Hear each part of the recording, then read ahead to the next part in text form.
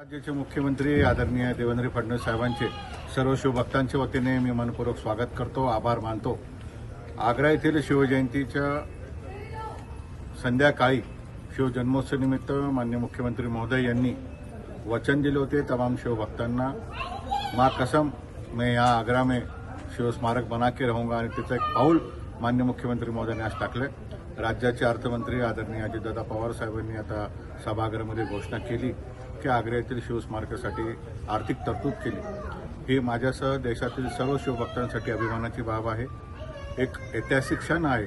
मी यासाठी माननीय राज्य सरकारचे आभार मानतो व विनंती करतो की आपण दिलेला शब्द, आपण उचललेलं पाऊल यासाठी तमाम शिवभक्त आपल्यासोबत आहेत आणि येणारी शिवजयंती त्या स्मारकाच्या प्रणांगणात होईल असा मला विश्वास आहे।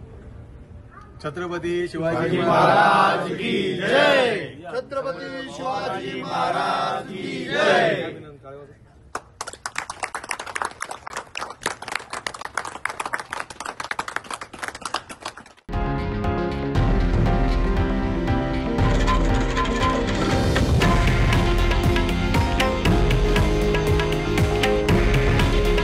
हे आहे देशातील नंबर 1 न्यूज नेटवर्क आणि आपण पाहत आहात TV9 मराठी।